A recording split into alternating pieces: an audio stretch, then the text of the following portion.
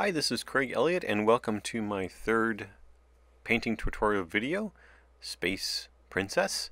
This is a character design I designed and painted. Of course, I started out with a line drawing, or sort of line and tone drawing, just enough to get the information that I want and the design that I want. I just drew it on paper with a mechanical pencil. And then I scanned it in and put a gray layer behind it, and then just put the basic tones in. You can see without line, it's a very simple flat piece of artwork, kind of like a Mobius comic book illustration.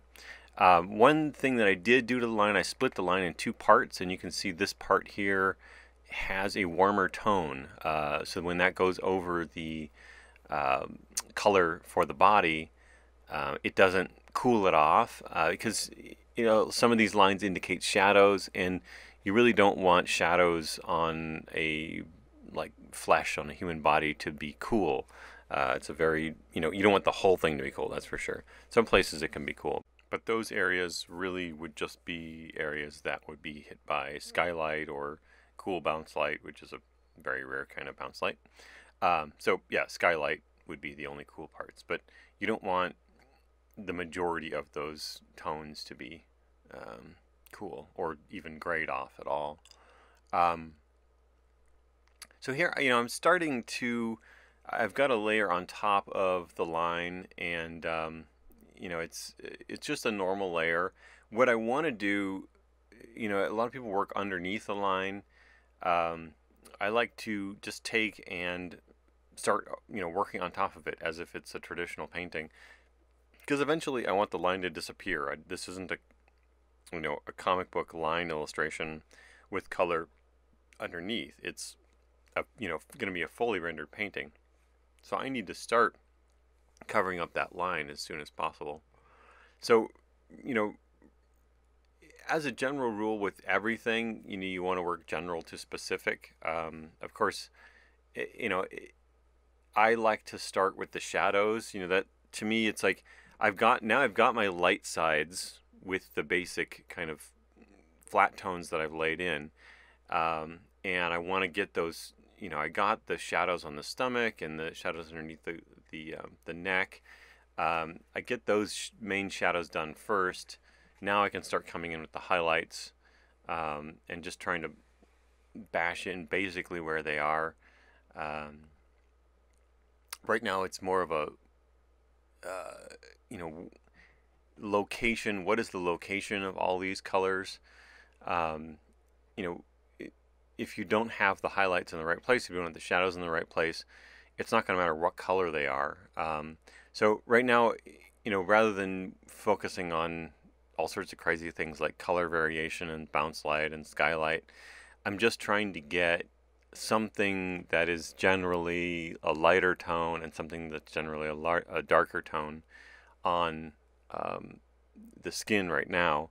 Later on, I'll do variation, within each of those areas, because the human body, it has a fascinating number of colors and values. Some places are lighter, some places are darker, some places are kind of grayish, some places are yellowish, some places are redder. There are spots of gray. There's just all these different kinds of things you can push. Lucian Freud, the artist, really, I think is a great example of how far you can push that to almost the grotesque or the, sort of overly smack you in the face realistic. And that's just one aesthetic. This is another one. This painting is meant to be kind of a, smooth and attractive and almost like a Hollywood gloss, but not, and still realistic, not some kind of, fake spray on tan or covered in makeup that's all the same color. And I want to give this character some life to her. If I was going to have this built on in CG on a movie, I would specify that, hey, please make the cheeks a little bit redder, and please make the palms of the hands, even though you don't see them here, or the elbows, or certain areas redder, and then like the shoulders maybe a little darker and oranger because those get sun, and the back of the neck a little same way, a little bit more orange. So that variation is important. And here I'm starting to, now that I've got a basic lay-in on the body of where those highlights go, now I pretty much had the shadows in there already, a good amount of them from the sketch. So now I'm just trying to put those highlights in. And metal is a whole thing all by itself. Each of the materials in this are quite different. Her pants are going to be kind of a latex. The helmet and the bustier and the gun and sort of the stuff around her upper pants and hips are all this kind of brass gold color. And then those sort of elliptical blue things are going to be some kind of gemstone. At this point, I haven't determined entirely exactly what all these things are, but metal is if you take sort of a basic classical plaster ball that doesn't have any subsurface scattering or a highly reflective surface, if you take that as a starting point, something any kind of metal will darken more quickly on the surfaces that start to face away from you. So as you can see, even though like the left screen left breast on the bustier is in light, you can see that left side darkens just as well as the right side, but only because those are surfaces that curve away from us.